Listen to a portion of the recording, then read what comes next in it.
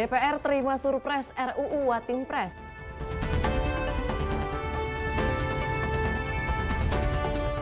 DPR resmi batalkan revisi Undang-Undang Pilkada.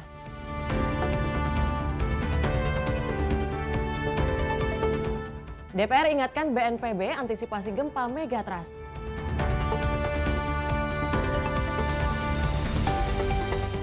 Nusron Wahid resmi jadi Ketua Pansus Haji.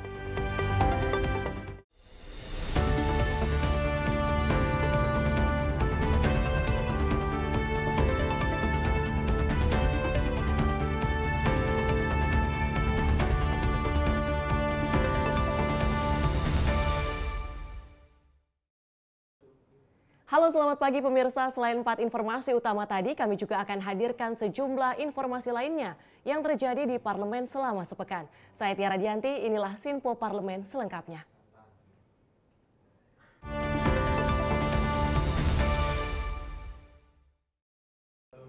Informasi pertama, DPR RI menggelar rapat paripurna kedua masa persidangan 1 tahun sidang 2024-2025 yang dipimpin langsung oleh Wakil Ketua DPR RI Rahmat Gobel. Adapun dalam rapat paripurna tersebut turut dihadiri oleh Wakil Ketua DPR RI Dasko, Wakil Ketua DPR RI Muhaimin Iskandar, dan Menteri Keuangan Sri Mulyani Indrawati. Rapat paripurna kali ini mencakup tanggapan pemerintah terhadap pandangan fraksi atas RUU tentang pertanggungjawaban pelaksanaan APBN tahun anggaran 2023, pandangan umum fraksi atas RUU APBN tahun anggaran 2025, beserta nota keuangannya, serta pengambilan keputusan terhadap RUU tentang Rencana Pembangunan Jangka Panjang Nasional tahun 2025 hingga 2045. Selain itu, paripurna juga turut menetapkan keanggotaan fraksi pada alat kelengkapan Dewan DPR RI tahun sidang 2024-2025. Dalam rapat paripurna, Kesekjenan DPR RI mencatat rapat dihadiri 104 anggota DPR dan 185 anggota dinyatakan izin. Acara rapat paripurna hari ini yaitu 1. Tanggapan pemerintah terhadap pandangan fraksi-fraksi atas rancangan undang-undang tentang pertanggungjawaban atas pelaksanaan APBN tahun anggaran 2023. Kedua, pemandangan umum fraksi-fraksi atas rancangan undang-undang tentang APBN tahun anggaran 2025 beserta nota keuangannya. 3. Pembicaraan tingkat 2 atau pengambilan keputusan atas rancangan undang-undang tentang Rencana Pembangunan Jangka Panjang Nasional 2025-2045. 4. Persetujuan perpanjangan waktu pembahasan terhadap 2 RUU yaitu RUU tentang Hukum Acara Perdata dan RUU tentang perubahan kedua atas Undang-Undang Nomor 35 Tahun 2009 tentang narkotika. Kelima, penetapan keanggotaan fraksi pada alat kelengkapan Dewan DPR RI tahun sidang 2024-2025. Dilanjutkan dengan pengambilan keputusan. Sekarang kami akan menanyakan kepada sidang Dewan yang terhormat, apakah acara rapat tersebut dapat disetujui? Setuju? Terima kasih. Dari Jakarta, tim redaksi Simpo TV melaporkan. Informasi selanjutnya, DPR RI telah menerima surat Presiden terkait penunjukan wakil pemerintah dalam pembahasan RUU tentang perubahan atas Undang-Undang Nomor 19 Tahun 2006 tentang Dewan Pertimbangan Presiden. Wakil Ketua DPR Rahmat Gobel mengatakan, surpres tersebut telah diterima pimpinan DPR RI sejak 9 Agustus 2024. Surat Presiden tersebut dibacakan oleh Wakil Ketua DPR RI Rahmat Gobel pada rapat paripurna kedua masa persidangan 1 tahun sidang 2024-2025. Surat Presiden itu berisi perihal penunjukan wakil pemerintah untuk membahas revisi Undang-Undang Perubahan atas Undang-Undang Nomor 19 Tahun 2006 tentang perubahan Dewan Pertimbangan Presiden. 7 R34-Presiden-08 /2024 tanggal 9 Agustus 2024 hal penunjukan wakil pemerintah untuk membahas rancangan undang-undang tentang perubahan atas Undang-Undang Nomor 19 Tahun 2006 tentang Dewan Pertimbangan Presiden. DPR sebelumnya telah sepakat akan merevisi Undang-Undang tentang Watimpres yang telah menjadi usul inisiatif DPR dalam rapat paripurna ke-22 masa persidangan 5 tahun sidang 2023-2024 pada 11 Juli lalu. Salah satu yang menjadi poin krusial dalam RUU tersebut yakni DPR akan mengubah nomenklatur Dewan Pertimbangan Presiden menjadi Dewan Pertimbangan Agung atau DPA. Namun Pertimbangan Agung nantinya akan memiliki fungsi yang sama dengan Dewan Pertimbangan Presiden atau Wamtimpres. Dari Jakarta, Sri Dewi Andayani, Dava Ahmad, Simpo TV melaporkan. Kita beralih ke informasi selanjutnya. DPR RI resmi menetapkan Nusron Wahid sebagai Ketua Pansus Haji beserta 3 wakilnya, yakni Diah Pitaloka, Marwan Dasopang, dan Ledia Hanifah. Pimpinan DPR Muhaimin Iskandar mengingatkan Pansus untuk bekerja secara profesional dan memanfaatkan waktu sebaik-baiknya dalam meningkatkan manajemen haji. Sebelumnya, Panitia Khusus Haji DPR RI telah menggelar rapat perdana untuk memilih dan menetapkan pimpinan Pansus dengan hasil Nusron Wahid dari fraksi Partai Golkar. Terpilih menjadi Ketua Pansus Hak Angket Haji diikuti penunjukan 3 wakilnya, yakni Diah Pitaloka dari PDIP, Marwan Dasopang dari PKB, dan Ledia Hanifah dari PKS. Rapat Pansus dihadiri oleh 17 anggota dari seluruh komisi di DPR, Muhaimin Iskandar sebagai Wakil Ketua DPR RI. Mengharapkan Pansus bekerja secara profesional sesuai kaidah-kaidah konstitusi. Ia menekankan pentingnya rekomendasi Pansus sebagai rujukan untuk meningkatkan manajemen haji bagi Menteri Agama yang akan datang. Muhaimin Iskandar menyampaikan harapannya agar Pansus memanfaatkan waktu sebaik-baiknya, mengingat hanya memiliki waktu 1 bulan. Ia juga menegaskan kewenangan luar biasa yang dimiliki Pansus seperti menyumpah dan juga memanggil orang untuk menghasilkan produk yang bermanfaat untuk penanganan haji dan menghindari kegagalan dalam manajemen haji seperti sebelumnya. Ya, saya berharap Pansus bekerja secara profesional sesuai kaidah-kaidah konstitusi kita, undang-undang yang sudah melindungi Pansus secara khusus, dan kita harapkan dengan waktu yang sangat pendek ini Pansus menghasilkan produk-produk penanganan haji manajemen yang lebih baik sehingga tidak terulang lagi tiap tahun kegagalan demi kegagalan. Pansus ini menjadi fondasi agar Menteri Agama yang akan datang betul-betul menjadikan rekomendasi Pansus ini betul-betul rujukan bagi pelaksanaan haji sehingga semua aman nyaman, ibadah khusyuk, semuanya berhasil dan bahagia. Pada pimpinan yang pertama, gunakan waktu sebaik-baiknya. Kita cuma punya waktu 1 bulan, tidak punya waktu lagi. Yang kedua, gunakan kewenangan luar biasa yang dimiliki panitia angket ini, luar biasa. Dia bisa mensumpah orang, dia bisa memanggil orang, dilindungi oleh undang-undang. Dari Jakarta, tim redaksi Simpo TV melaporkan. Sinpo Parlemen akan kembali usai jeda, tetaplah bersama kami.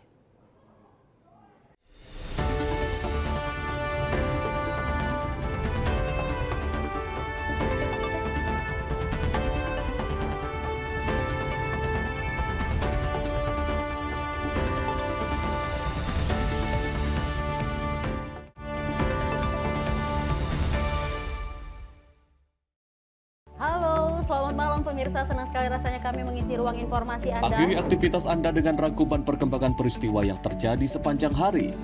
Sebelumnya kita saksikan ada sekitar 3.000 tamu undangan, sementara di Ibu Kota Nusantara ini ada sekitar 2.000 tamu undangan. Rangkaian informasi nasional dan mancanegara dirangkum sebagai penutup hari dalam Menyapa Malam. Setiap Senin hingga Jumat pukul 8 malam, hanya di Sinpo TV. Halo, selamat pagi pemirsa Sinpo TV. Selamat pagi Andi. Selamat pagi, Fen. Beragam informasi terbaru hadir menemani Anda sebelum memulai hari. Itu memang dari Menteri Perhubungan juga mendukung, Betul. dari Menteri Keuangan juga mendukung, dan kita sebagai masyarakat pun juga harus mendukung. Mengangkat isu yang tengah menjadi pembicaraan paling hangat. Semarakan pagi Anda bersama Menyapa Pagi. Setiap Senin hingga Jumat pukul 6 pagi. Hanya di Sinpo TV.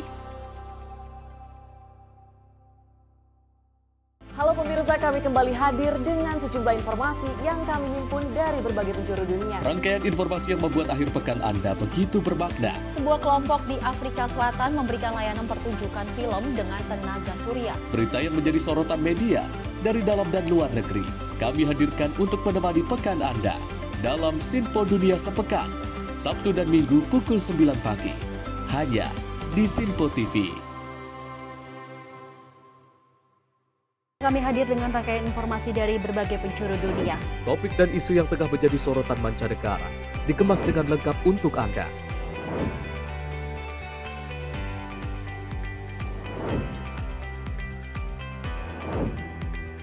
Peristiwa penting yang terjadi dari berbagai belahan dunia kini hadir dalam Sinpo Dunia. Setiap Senin hingga Jumat pukul 7:30 malam hanya di Sinpo TV.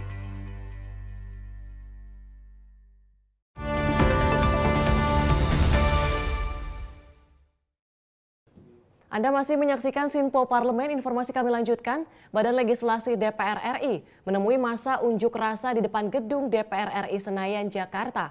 Mereka menemui masa aksi untuk sebagai langkah mendengarkan aspirasi masyarakat, sekaligus menjelaskan terkait revisi Undang-Undang Pilkada. Ketua Balik DPR RI Wihadi Wiyanto bersama Wakil Ketua Balik DPR RI Ahmad Baidowi dan anggota Balik DPR RI Habibur Rahman menemui masa unjuk rasa di depan gedung DPR RI pada Kamis siang. Di depan ribuan masa aksi, anggota Balik DPR Habibur Rahman memberikan pernyataan singkat dengan menyampaikan bahwa tidak ada pengesahan RUU Pilkada di rapat paripurna lantaran quorum tidak tercapai. Ya, hari ini kami menginformasikan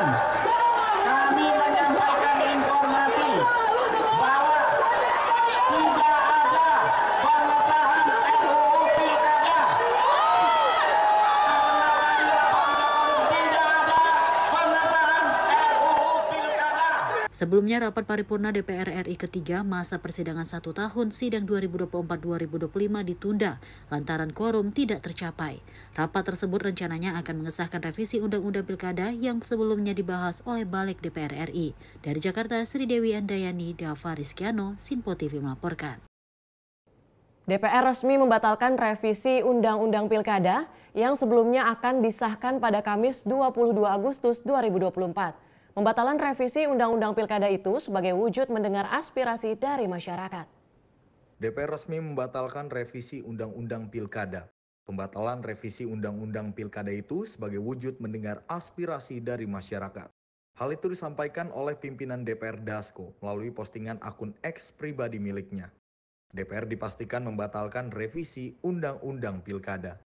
Dalam postingannya, Dasko menjelaskan bahwa mekanisme pilkada yang nantinya akan berjalan sesuai dengan putusan Mahkamah Konstitusi yang mengabulkan gugatan Partai Buruh dan Partai Gelora.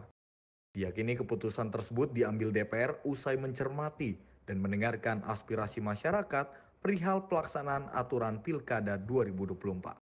Dari Jakarta, tim redaksi Sinpo TV melaporkan. DPR resmi mengumumkan pembatalan revisi Undang-Undang Pilkada. Perihal itu, syarat yang akan berlaku pada Pilkada 2024 adalah keputusan Judicial Review Mahkamah Konstitusi yang telah mengabulkan gugatan Partai Buruh dan Partai Gelora pada Rabu 21 Agustus lalu. DPR resmi mengumumkan pembatalan revisi Undang-Undang Pilkada. Perihal itu, syarat yang akan berlaku pada Pilkada 2024 adalah keputusan Judicial Review Mahkamah Konstitusi yang telah mengabulkan gugatan Partai Buruh dan Partai Gelora pada Rabu 21 Agustus lalu. Hal itu disampaikan oleh pimpinan DPR Dasko di Kompleks Parlemen Senayan, Jakarta pada Kamis malam. DPR memastikan pendaftaran syarat yang akan digunakan pada Pilkada mendatang akan menggunakan sesuai Judicial Review Mahkamah Konstitusi yang telah mengabulkan gugatan Partai Buruh dan Gelora. Perkenankan saya sebagai pimpinan Dewan Perwakilan Rakyat Republik Indonesia menjelaskan tentang revisi Undang-Undang Pilkada. Bahwa pada hari ini tanggal 22 Agustus, hari Kamis, pada jam 10.00, setelah kemudian mengalami penundaan selama 30 menit, maka tadi sudah diketok bahwa revisi Undang-Undang Pilkada tidak dapat dilaksanakan. Artinya, pada hari ini revisi Undang-Undang Pilkada batal dilaksanakannya. Nah, oleh karena itu, sesuai dengan mekanisme yang berlaku, apabila mau ada paripurna lagi harus mengikuti tahapan-tahapan yang diatur sesuai dengan tata tertib di DPR. Dan karena pada hari Selasa, tanggal 27 Agustus 2024, kita sama-sama tahu sudah pada tahapan pendaftaran pilkada.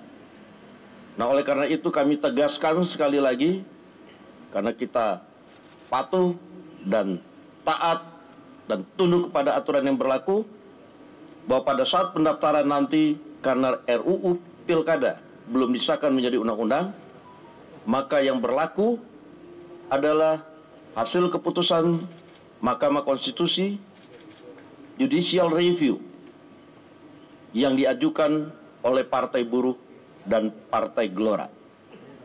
Demikian pernyataan singkat dari kami, mudah-mudahan menjadi jelas. Saya ucapkan terima kasih. Dari Jakarta, tim liputan Sinpo TV melaporkan. Informasi selanjutnya, pimpinan DPR RI Dasko membantah bahwa adanya isu pertemuan antara dirinya dengan Presiden Joko Widodo sebelum pembatalan revisi Undang-Undang Pilkada.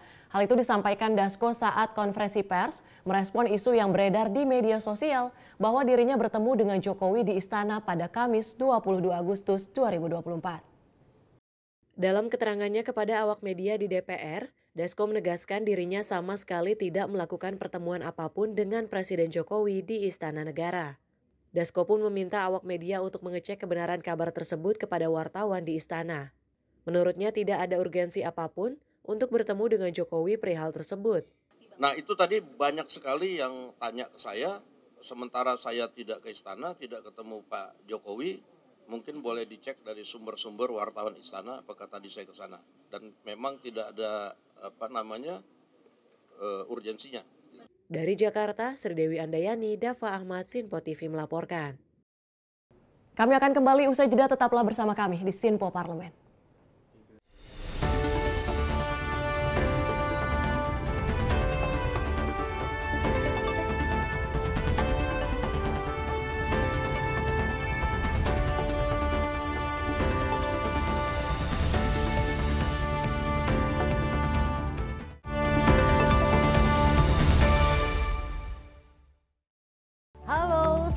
Pemirsa, senang sekali rasanya kami mengisi ruang informasi Anda. Akhiri aktivitas Anda dengan rangkuman perkembangan peristiwa yang terjadi sepanjang hari.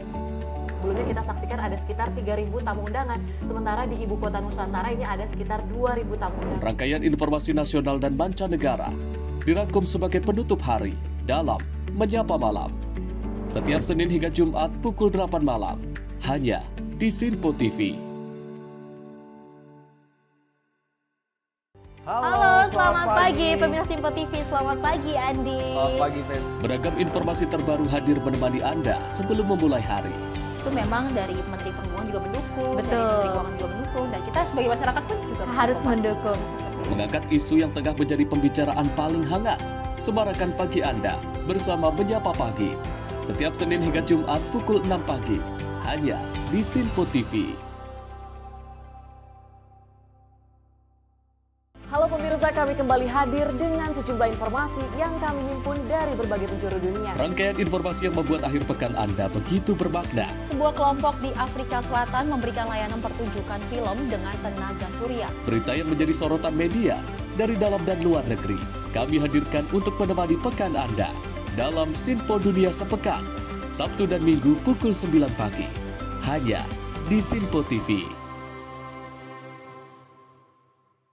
Kami hadir dengan rangkaian informasi dari berbagai penjuru dunia.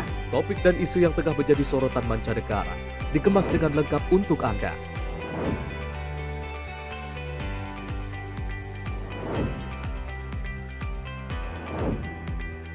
Peristiwa penting yang terjadi dari berbagai belahan dunia kini hadir dalam Sinpo Dunia setiap Senin hingga Jumat pukul 7:30 malam, hanya di Sinpo TV.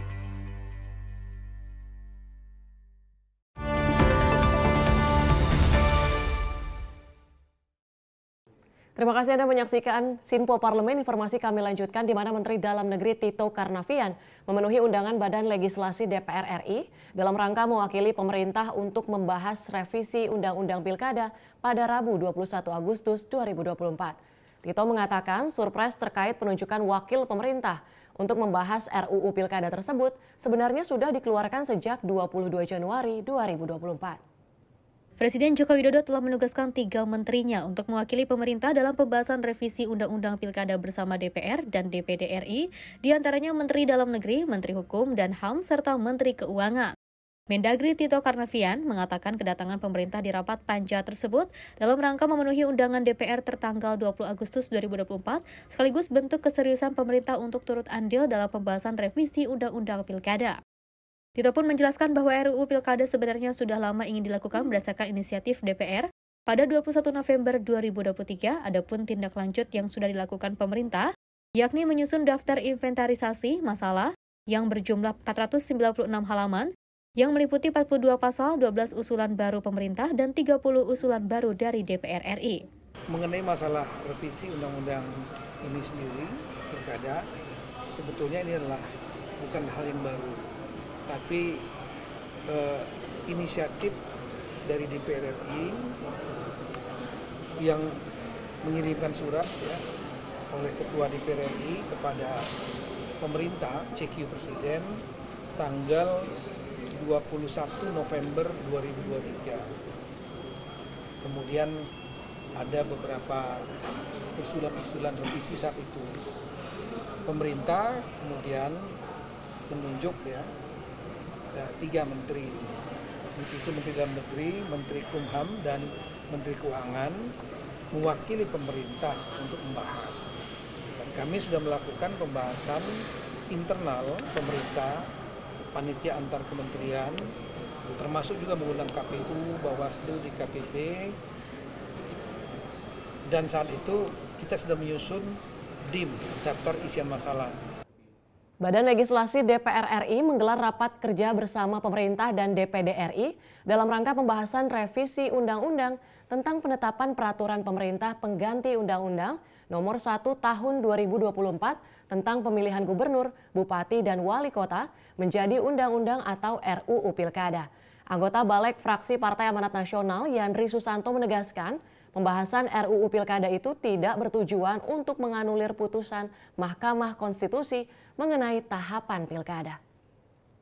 Ya, jadi memang setiap keputusan MK itu kan sifatnya prolegnas terbuka. Jadi tidak perlu ada usulan dari pemerintah atau DPR ke rapat paripurna. Bila mana ada putusan MK, maka balik atau komisi terkait, dulu pernah saya di Komisi 2, sama juga merespon putusan MK, kita langsung rapat untuk dimaktubkan dalam undang-undang. Nah, ini kemarin kita sudah dengar putusan MK yang menyangkut tentang tahapan pilkada, di mana tentang syarat untuk bisa mengusung pasangan calon. Nah, tentu ini bagi pembuat undang-undang, pemerintah dan DPR, insya Allah waktu ini masih cukup untuk membuat aturan yang rigid dan detail, sehingga itu akan menjadi pedoman KPU untuk memproses ketika menerima pasangan calon mendaftar ke KPU. BMKG mengungkapkan potensi gempa megatrust di beberapa titik sentral di Indonesia yang diprediksi melebihi ketegangan gempa Aceh 2004 silam. Anggota Komisi 8 DPR RI John Kennedy Aziz mengakui kecemasannya dan menekankan pentingnya kerjasama dengan BNPB untuk mengantisipasi kemungkinan bencana ini. Badan Meteorologi, Klimatologi, dan Geofisika atau BMKG mengungkapkan potensi gempa megatrust di beberapa titik sentral di Indonesia. Gempa megatrust ini diprediksi melebihi ketegangan gempa Aceh pada 2004 silam. Hal ini disampaikan bertepatan usai terjadinya gempa besar dengan magnitudo 7,1 yang memicu tsunami di Jepang akibat megatrust Naikai. Menanggapi hal tersebut, anggota Komisi 8 DPR RI, John Kennedy Aziz, mengakui kecemasannya atas informasi tersebut. Ia berharap agar gempa megatrust ini tidak terjadi di Indonesia. Meski demikian, sebagai sikap tanggapan darurat, ia menekankan pentingnya kerjasama dengan Badan Nasional Penanggulangan Bencana atau BNPB. Untuk meneliti, menganalisa, dan mengantisipasi kemungkinan bencana tersebut, John Kennedy Aziz mengaturkan agar Komisi 8 mendiskusikan masalah ini secara intensif. Ia juga mengingatkan agar pemerintah harus siap menghadapi segala kemungkinan. Kurang lebih sekitar 2 minggu yang lalu, mendapat informasi dari BMKG bahwa di beberapa titik sentral di Indonesia akan terjadi gempa megatrust. Ya. Saya betul-betul sangat-sangat kaget sekali bila mana informasi yang diinformasikan oleh BMKG itu terjadi. Sebab kita ketahui pernah terjadi di Jepang sekitar tahun 2011 tentang megatrust itu. Saya berdoa dan berharap semoga megatrust ini tidak terjadi di Indonesia.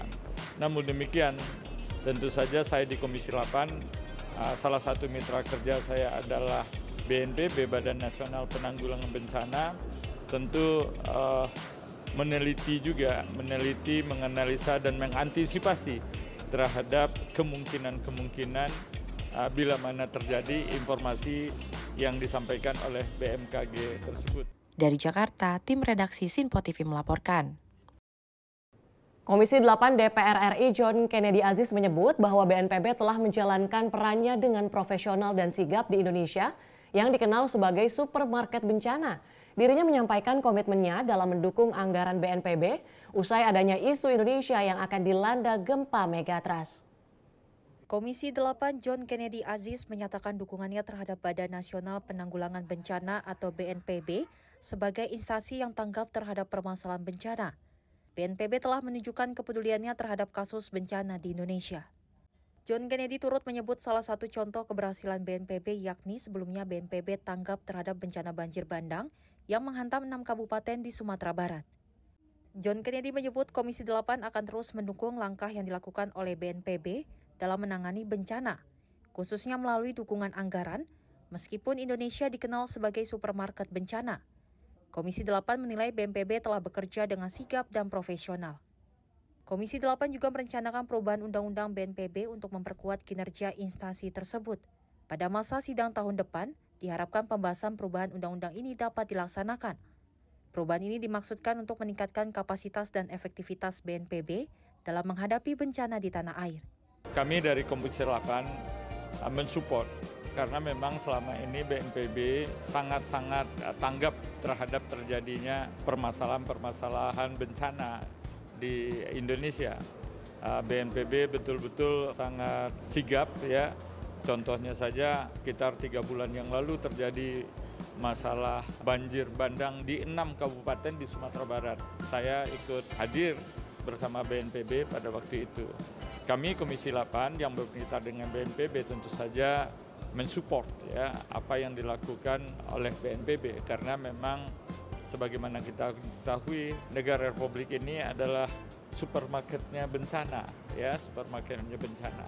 Tapi alhamdulillah kita bersyukur ya kita punya BNPB dan BNPB ini memang kita harus perkuat ya. Kami dulu pernah mengajukan perubahan terhadap Undang-Undang BNPB dan mudah-mudahan di tahun ke depan ya masa sidang tahun depan itu dapat dilaksanakan pembahasannya yang tujuannya adalah untuk memperkuat BNPB itu sendiri. Dari Jakarta, tim redaksi Sinpo TV melaporkan. Pemirsa, info tadi sekaligus menutup jumpa kita di Sinpo Parlemen kali ini. Terus perbarui informasi Anda melalui program-program teraktual Sinpo TV. Saya Tiara Dianti mewakili kerabat kerja yang bertugas pamit undur diri. Terima kasih dan sampai jumpa.